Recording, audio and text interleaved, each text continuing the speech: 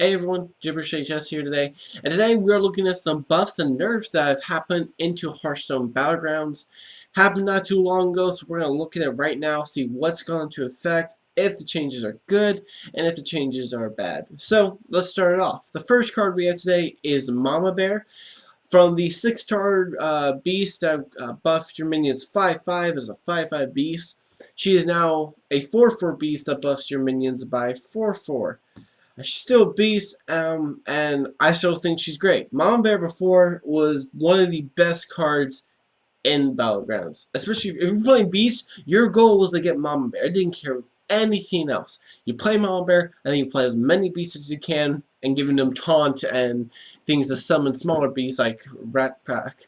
That way, you could buff more and more and more. So, is she so good at this 4/4? I think so. I have played with her a couple of times once the nerf has happened. She is still in a play throughout the game, and I think she's still very good. She's still a very good card that will push beasts very long. I'm not surprised that this nerf came. I am surprised it came so fast. But yeah, I'm not surprised. She was just so good. Uh, I think she was probably the best 6-star card. So, Mama Bear was a very, very good card, and I'm not surprised she got nerfed. And she's still a great card, so not surprised about that. So next is Kangor's Apprentice. Kangor's Apprentice is kind of an interesting one that I wasn't expecting them to nerf it, but they actually were planning to nerf this before they even released it to the public for beta testing. So this was already probably decided through insider testing and all that. But Kangor's Apprentice is a 6-star card that was a 4/8, and it's a death for also the first 2 friendly mechs that died this combat. Now she is a 6-star card that is a 3/6, not a 4/8. She's still very good in my opinion. Not as nearly as good as she was. Her text remains the same. Um, I think the 8 health is kind of like a big thing. I do think it's gonna hurt her, but I don't think it's as big of a deal as it was. Um, because before I would have said this card is very good in Battlegrounds. Now I would say she's pretty good. I wouldn't say she's amazing. I wouldn't say she's horrible. But I would say she's pretty good. Especially if you're going mechs. Things like Sneasel Shredder, I believe, and maybe the 6-star, the one that attacks the minions next to it. My mind's blank, but you guys know what I'm talking about. I'll have the picture here. That card is also very good. Any big mechs are good with this.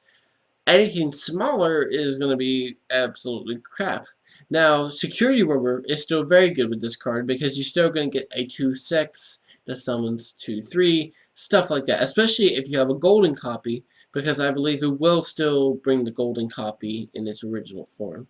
So, I think the card still has a lot of potential. I've seen it in some play, not as much, but it still has some play.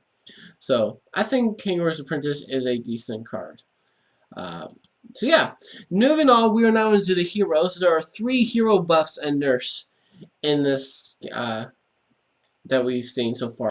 So next up is Toki, and so Toki is having an interesting buff. I mean nerf, my bad.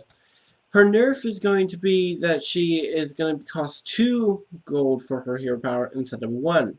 If you don't know her hero power is refresh Bob's Tavern, add a minion from a higher tavern tier. So this is really, really good still. When I first read this, or when I first heard about the nerf, I thought what they were gonna do is they were gonna say, add an extra minion to the class. But this is not the case. It's at a higher tavern tier still, and that's what makes this valuable. Because what makes Toki so good is, yeah, the 1 gold was ridiculous, and so 2 is still completely reasonable to me. So I am all for this. Makes her so good is that Toki has this thing where you don't have to go to Tavern 5 anymore. I mean Tavern 6 anymore. Because if you upgrade to 6, you're still not guaranteed a 6 Tavern tier minion. You now are with Toki, because Toki now will always give you a 6 star minion when you use her hero power, and that is what makes her so good because there are only so many 6-star minions in the game. So if you're going for beast and looking for mob bear, you have a much better chance using Temporal Tavern.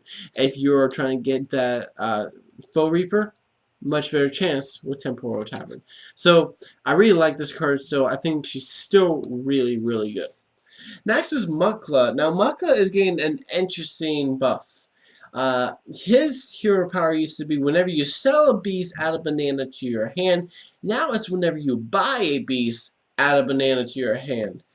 Now, to me, this is really, really crazy.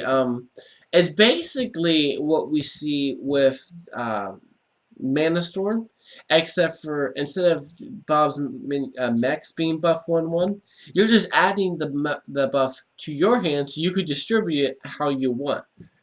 Now, that flexibility is good and bad. Mainly good, though. I mean, if you're not really that good of a player or you're just not as sure as how well to play the game, you could use a banana for something that could be against you rather than the minion needs it to be.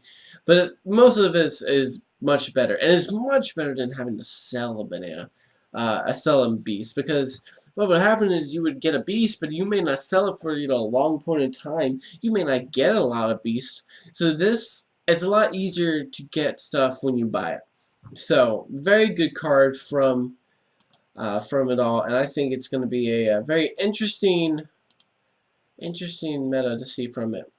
And the last one is Jiraxis. Jiraxis is a card that most people probably consider the worst hero in it.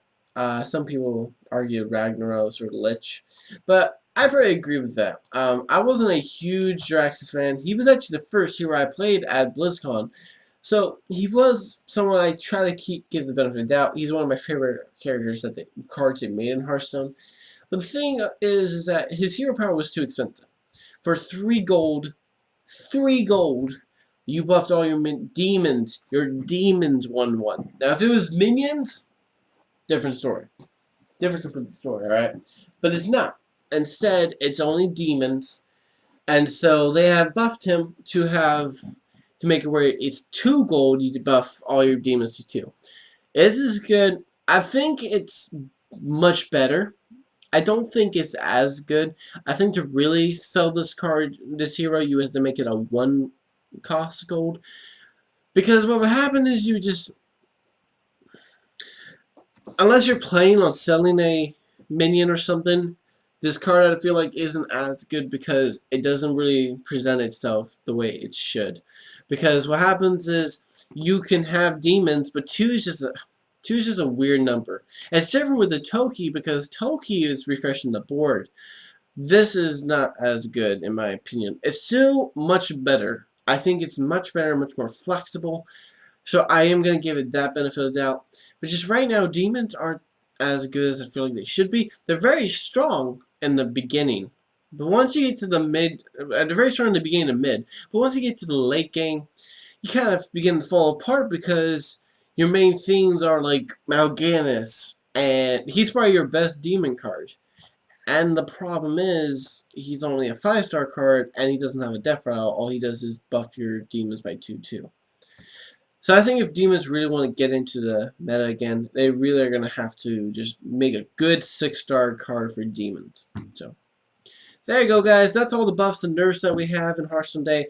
I am expecting much more to come, and I am hoping that we're going to get more cards to come for Battlegrounds. You can figure all that out when I release my Battlegrounds video that I will be releasing soon.